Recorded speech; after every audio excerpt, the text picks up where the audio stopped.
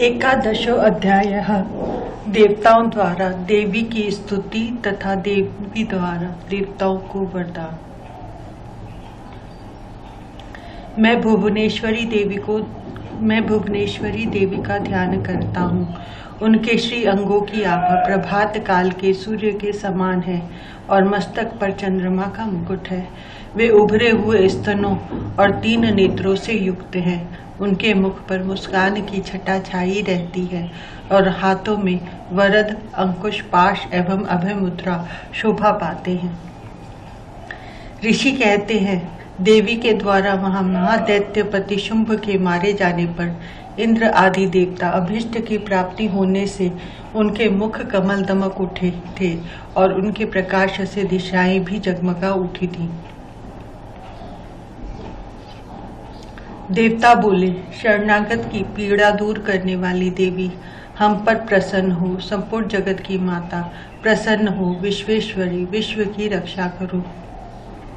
देवी, तुम ही चराचर जगत की अधीश्वरी हो। तुम इस जगत का एकमात्र आधार हो, क्योंकि पृथ्वी रूप में तुम्हारी ही स्थिति है। देवी, तुम्हारा पराक्रम अलंघनीय है। तुम ही जल रूप में स्थित होकर संपूर्ण जगत को तृप्त करती हो। तुम अनंत बल संपन्न वैष्णवी शक्ति हो। इस विश्व की कारणभूता परामाया हो। देवी, तुमने इस समस्त जगत को मोहित कर रखा है। तुम ही प्रसन्न होने पर इस पृथ्वी पर मोक्ष की प्राप्ति कराती हो। देवी, संपूर्ण विद्याएं तुम्हारे ही भिन्न भिन्न स्वरूप है। जगत में जितनी स्त्रियां हैं वे सब तुम्हारी ही मूर्तियां हैं। जगदम्ब, एकमात्र तुमने ही इस विश्व को व्याप्त कर रखा है। तुम्हारी स्थिति क्या हो सकती है? तुम तो स्तवन करने योग्य पदार्थों से परे एवं परावाणी हो। जब तुम सर्वस्व रूपा देवी स्वर्ग तथा मोक्ष प्रदान करने वाली हो, तब इसी रूप में तुम्हारी स्तुति हो गई। तुम्हारी स्तुति के लिए इससे अच्छी उक्तियां और क्या हो सकती हैं? बुद्धि रूप से सब लोगों के हृदय में विराजमान रहने वाली तथा स्वर्ग एवं मोक्ष प्रदान करने वाली नारायणी देवी, तुम्हें नमस्कार है। कला, काष्ठा आदि के रूप में क्रमशः परिणाम अवस्था परिवर्तन की ओर ले जाने वाली तथा विश्व का उपसंहार करने में समर्थ नारायणी, तुम्हें नमस्कार है। नारायणी, तुम सब प्रकार का मंगल प्रदान करने वाली मंगलमयी हो। कल्याणदायिनी शिवा हो। सब पुरुषार्थों को सिद्ध करने वाली शरणागत वत्सला, 3 नेत्रों वाली एवं गौरी हो। तुम्हें नमस्कार है। तुम सृष्टि पालन और संहार की शक्तिभूता सनातनी देवी, गुणों का आधार तथा सर्व गुणमयी हो। नारायणी, तुम्हें नमस्कार है।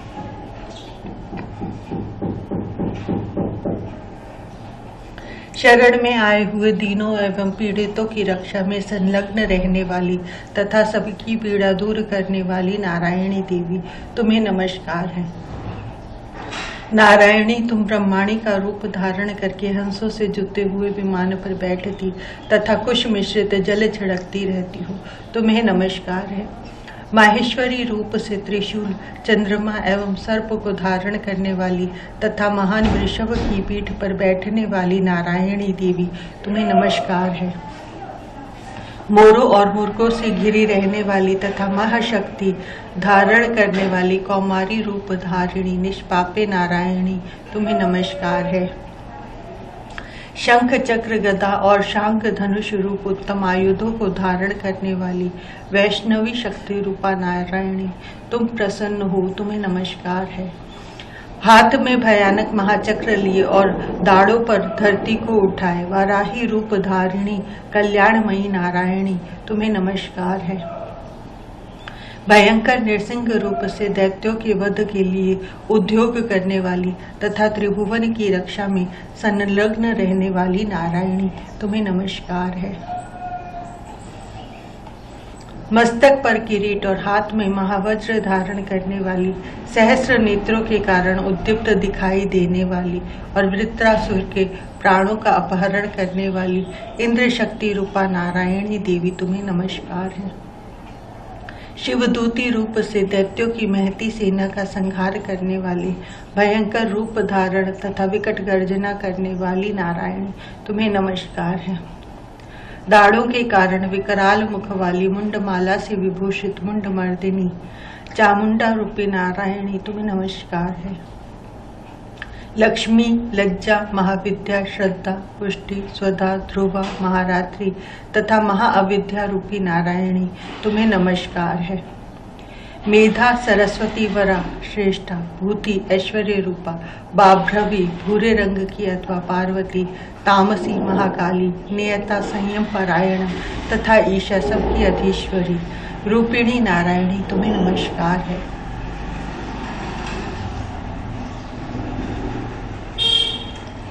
सर्वस्व रूपा, सर्वेश्वरी तथा सब प्रकारों की शक्तियों से संपन्न दिव्य रूपा दुर्गे देवी, सब भयों से हमारी रक्षा करो, तुम्हें नमस्कार है। कात्यायनी, यह 3 लोचनों से विभूषित तुम्हारा सौम्य मुख सब प्रकार के भयों से हमारी रक्षा करे, तुम्हें नमस्कार है। भद्रकाली, ज्वालाओं के कारण विकराल प्रतीत होने वाले, अत्यंत भयंकर और समस्त असुरों का संहार करने वाला तुम्हारा त्रिशूल भय से हमें बचाए, तुम्हें नमस्कार है। देवी, जो अपनी ध्वनि से संपूर्ण जगत को व्याप्त करके दैत्यों के तेज नष्ट किए देता है, वह तुम्हारा घंटा हम लोगों की पापों से उसी प्रकार रक्षा करे जैसे माता अपने पुत्रों की बुरे कर्मों से रक्षा करती है। चंडी के, तुम्हारे हाथों में सुशोभित खड़ग, जो असुरों के रक्त और चर्बी से चर्चित है, हमारा मंगल करे, हम तुम्हें नमस्कार करते हैं।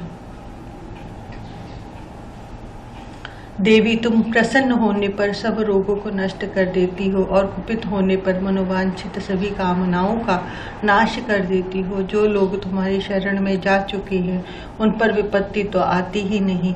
तुम्हारी शरण में गए हुए मनुष्य दूसरों को शरण देने वाले हो जाते हैं।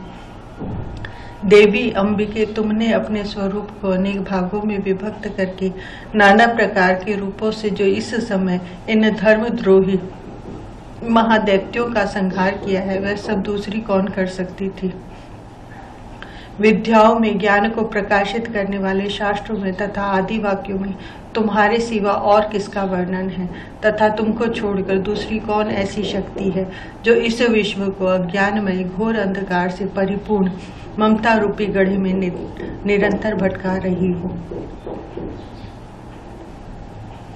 जहाँ राक्षस, जहाँ भयंकर विष वाले सर्प, जहाँ शत्रु, जहाँ लुटेरों की सेना और जहाँ दावानलों, वहां तथा समुद्र के बीच में भी साथ रहकर तुम विश्व की रक्षा करती हो। विश्वेश्वरी, तुम विश्व का पालन करती हो। विश्व रूपा हो इसलिए संपूर्ण विश्व को धारण करती हो। तुम भगवान विश्वनाथ की भी वंदनीय हो। जो लोग भक्ति पूर्वक तुम्हारे सामने मस्तक झुकाते हैं वे संपूर्ण विश्व को आश्रय देने वाले होते हैं।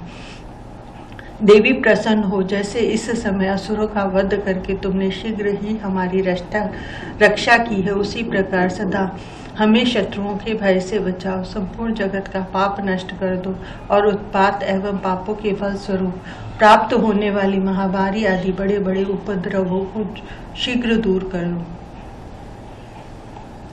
विश्व की पीड़ा दूर करने वाली देवी, हम तुम्हारे चरणों पर पड़े हुए हैं, हम पर प्रसन्न हो। त्रिलोक निवासियों की पूजनीय परमेश्वरी, सब लोगों को वरदान दो। देवी बोली, देवताओं में वर देने को तैयार हूँ। तुम्हारे मन में जिसकी इच्छा हो वह वर मांग लो। संसार के लिए उस उपकारक वर को मैं अवश्य दूंगी। देवता बोले, सर्वेश्वरी, तुम इसी प्रकार तीनों लोगों की समस्त बाधाओं को शांत करो और हमारे शत्रुओं का नाश करती रहो। देवी बोली, देवताओं, वैवस्वत मनवंतर के 28वें युग में शुंभ और निशुंभ नाम के 2 अन्य महादैत्य उत्पन्न होंगे। तब मैं नंद गोपक के घर में उनकी पत्नी यशोदा के गर्भ से अवतीर्ण हो विंध्याचल में जाकर रहूंगी और उक्त दोनों असुरों का नाश करूंगी।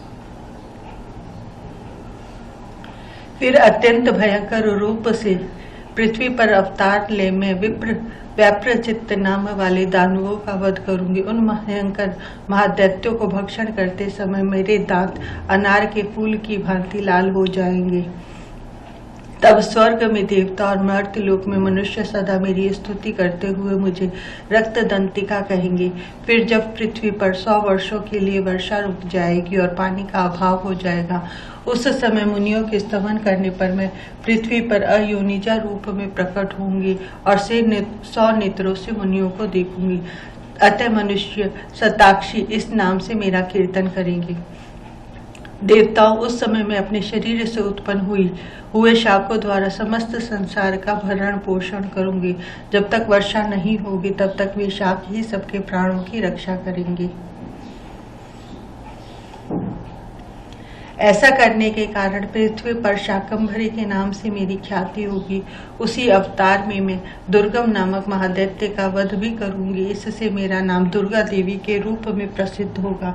फिर मैं जब भीम रूप धारण करके मुनियों की रक्षा के लिए हिमालय पर रहने वाले राक्षसों का भक्षण करूंगी, उस समय सब मुनि भक्ति से नतमस्तक होकर मेरी स्तुति करेंगे। तब मेरा नाम भीमा देवी के रूप में विख्यात होगा। जब अरुण नामक दैत्य तीनों लोकों में भारी उपद्रव मचाएगा, तब मैं तीनों लोकों का हित करने के लिए 6 पैरों वाले असंख्य भ्रमरों का रूप धारण करके उस महादैत्य का वध करूंगी। उस समय सब लोग भ्रामरी के नाम से चारों ओर मेरी स्तुति करेंगे। इस प्रकार जब जब संसार में दानवी बाधा उपस्थित होगी, तब तब अवतार लेकर मैं शत्रुओं का संहार करूंगी। इस प्रकार श्री मार्कंडेय पुराण में सावर्णिक मनवंतर की कथा के अंतर्गत देवी महात्म्यों में देवी स्तुति नामक 11वां अध्याय पूरा हुआ। जय मां, जय मां, जय मां, जय मां। 12वां अध्याय, देवी चरित्रों के पाठ का महात्म्य। मैं 3 नेत्रों वाली दुर्गा देवी का ध्यान करता हूँ। उनके श्री अंगों की प्रभा बिजली के समान है। वे सिंह के कंधे पर बैठी हुई भयंकर प्रतीत होती हैं। हाथों में तलवार और ढाल लिए अनेक कन्याएं उनकी सेवा में खड़ी हैं। वे अपने हाथों में चक्र, गदा, तलवार, ढाल, बाण, धनुष, पाश और तर्जनी मुद्रा धारण किए हुए। उनका स्वरूप अग्निमय है तथा वे माथे पर चंद्रमा का मुकुट धारण करती है। देवी बोली, देवताओं, जो एकाग्र चित्त होकर प्रतिदिन इन स्तुतियों से मेरा स्तवन करेगा, उनकी सारी बाधा मैं निश्चय ही दूर कर दूंगी। जो मधुकैटभ का नाश, महिषासुर का वध तथा शुंभ निशुंभ के संहार के प्रसंग का पाठ करेंगे तथा अष्टमी, चतुर्दशी और नवमी को भी जो एकाग्र चित्त हो भक्ति पूर्वक मेरे उत्तम महात्म्य का श्रवण करेंगे, उन्हें कोई पाप नहीं छू सकेगा। उन पर पाप जनित आपत्तियां भी नहीं आएंगी। उनके घर में कभी दरिद्रता नहीं होगी तथा उनको कभी प्रेमी जनों के विछोह का कष्ट भी नहीं भोगना पड़ेगा। इतना ही नहीं, उन्हें शत्रु से, लुटेरों से, राजा से, शस्त्र से, अग्नि से तथा जल की राशि से भी कभी भय नहीं होगा। इसलिए सबको एकाग्र चित्त होकर भक्ति पूर्वक मेरे इस महात्म्य को सदा पढ़ना और सुनना चाहिए। यह परम कल्याण कारक है। मेरा महात्म्य महामारी जनित समस्त उपद्रवों तथा आध्यात्मिक आदि तीनों प्रकार के उत्पातों को शांत करने वाला है। मेरे जिस मंदिर में प्रतिदिन विधि पूर्वक मेरे इस महात्म्य का पाठ किया जाता है, उस स्थान को मैं कभी नहीं छोड़ती। वहां सदा ही मेरा सन्निधान बना रहता है। बलिदान, पूजा, होम तथा महोत्सव के अवसरों पर मेरे इस चरित्र का पूरा पाठ और श्रवण करना चाहिए। ऐसा करने पर मनुष्य विधि को जानकर या बिना जाने भी मेरे लिए जो बलि, पूजा या होम आदि करेगा, उसे मैं बड़ी प्रसन्नता के साथ ग्रहण करूंगा। शरद काल में जो वार्षिक महापूजा की जाती है, उस अवसर पर जो मेरे इस महात्म्य को भक्ति पूर्वक सुनेगा, वह मनुष्य मेरे प्रसाद से सब बाधाओं से मुक्त तथा धन, धान्य एवं पुत्र से संपन्न होगा। इसमें तनिक भी संदेह नहीं है।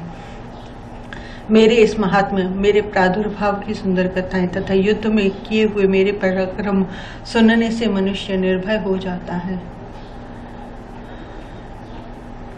मेरे महात्म्य का श्रवण करने वाले पुरुषों के शत्रु नष्ट हो जाते हैं। उन्हें कल्याण की प्राप्ति होती तथा उनका कुल आनंदित रहता है। सर्वत्र शांति कर्म में बुरे स्वप्न दिखाई देने पर तथा ग्रह जनित भयंकर पीड़ा उपस्थित होने पर मेरा महात्म्य श्रवण करना चाहिए। इससे सब विघ्न तथा भयंकर ग्रह पीड़ाएं शांत हो जाती हैं और मनुष्य द्वारा देखा हुआ दुस्वप्न शुभ स्वप्न में परिवर्तित हो जाता है। बाल ग्रहों से आक्रांत हुए बालकों के लिए यह महात्म्य शांति कारक है तथा मनुष्यों के संगठन में पूर्ण होने पर यह अच्छी प्रकार मित्रता कराने वाला होता है। यह महात्म्य समस्त दुराचारियों के बल का नाश करने वाला है। इसके पाठ मात्र से राक्षसों, भूतों और पिशाचों का नाश हो जाता है। मेरा यह सब महात्म्य मेरे सामीप्य की प्राप्ति कराने वाला है। पशु, पुष्प, अर्घ्य, धूप, दीप, गंध आदि उत्तम सामग्रियों द्वारा पूजन करने से, ब्राह्मणों को भोजन कराने से, होम करने से, प्रतिदिन अभिषेक करने से, नाना प्रकार के अन्य भोगों का अर्पण करने से तथा दान देने आदि से 1 वर्ष तक जो मेरी आराधना की जाती है और उससे मुझे जितनी प्रसन्नता होती है उतनी प्रसन्नता मेरे इस उत्तम चरित्र का एक बार श्रवण करने मात्र से हो जाती है। यह महात्म्य श्रवण करने पर पापों को हर लेता और आरोग्य प्रदान करता है।